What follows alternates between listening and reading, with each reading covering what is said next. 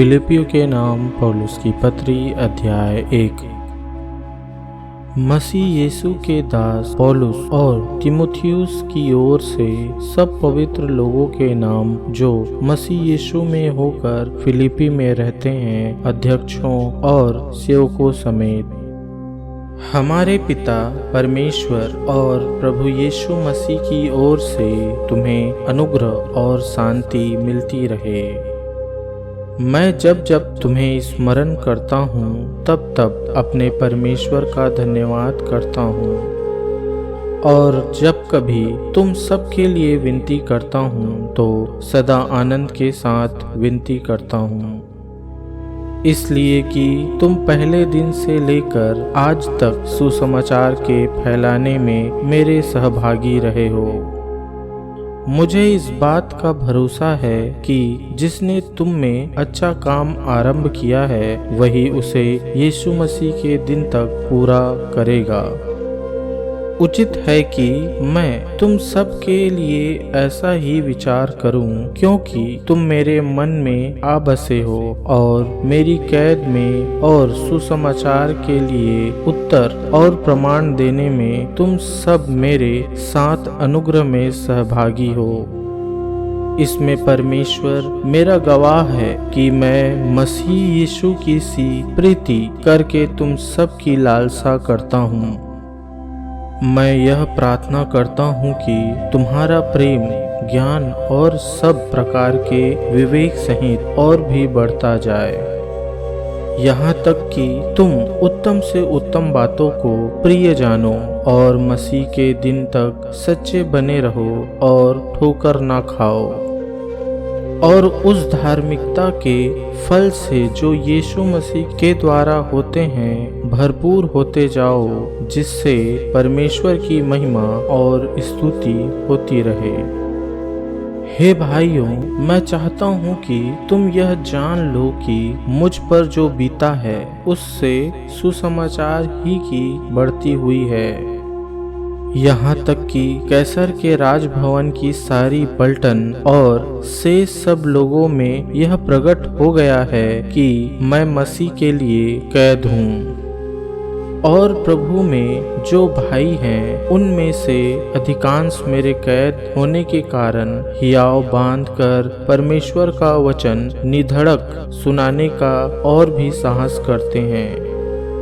कुछ तो डाह और झगड़े के कारण मसीह का प्रचार करते हैं, और कुछ भली इच्छा से। कई एक तो यह जानकर कि मैं सुसमाचार के लिए उत्तर देने को ठहराया गया हूँ प्रेम से प्रचार करते हैं, और कई एक तो सिधाई से नहीं पर विरोध से मसीह की कथा सुनाते हैं, यह सोचकर कि मेरी कैद में मेरे लिए क्लेश उत्पन्न करें। तो क्या हुआ? केवल यह कि हर एक प्रकार से, चाहे बहाने से चाहे सच्चाई से, मसीह की कथा सुनाई जाती है, और मैं इससे आनंदित हूँ और आनंदित रहूँगा भी, क्योंकि मैं जानता हूँ कि तुम्हारी विनती के द्वारा और यीशु मसीह की आत्मा के दान के द्वारा इसका प्रतिफल मेरा उद्धार होगा।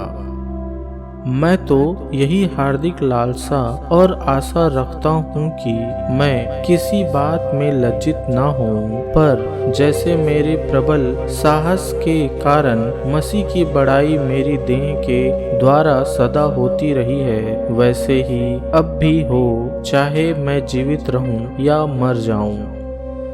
क्योंकि मेरे लिए जीवित रहना मसीह है और मर जाना लाभ है। पर यदि शरीर में जीवित रहना ही मेरे काम के लिए लाभदायक है तो मैं नहीं जानता कि किसको चुनूं, क्योंकि मैं दोनों के बीच अधर में लटका हूँ। जी तो चाहता है कि कूच करके मसीह के पास जा रहूं, क्योंकि यह बहुत ही अच्छा है, परंतु शरीर में रहना तुम्हारे कारण और भी आवश्यक है, इसलिए कि मुझे इसका भरोसा है। अतः मैं जानता हूँ कि मैं जीवित रहूँगा, वरन तुम सबके साथ रहूँगा, जिससे तुम विश्वास में दृढ़ होते जाओ और उसमें आनंदित रहो, और जो घमंड तुम मेरे विषय में करते हो वह मेरे फिर तुम्हारे पास आने से मसीह यीशु में अधिक बढ़ जाए। केवल इतना करो कि तुम्हारा चाल चलन मसीह के सुसमाचार के योग्य हो, कि चाहे मैं आकर तुम्हें देखूं, चाहे ना भी आऊं, तुम्हारे विषय में यही सुनूं कि तुम एक ही आत्मा में स्थिर हो और एक चित्त होकर सुसमाचार के विश्वास के लिए परिश्रम करते रहते हो और किसी बात में विरोधियों से भय नहीं खाते। यह उनके लिए विनाश का स्पष्ट चिन्ह है, परंतु तुम्हारे लिए उद्धार का, और यह परमेश्वर की ओर से है। क्योंकि मसीह के कारण तुम पर यह अनुग्रह हुआ कि न केवल उस पर विश्वास करो, पर उसके लिए दुख भी उठाओ। और तुम्हें वैसा ही परिश्रम करना है जैसा तुमने मुझे करते देखा है और अब भी सुनते हो कि मैं वैसा ही करता हूँ।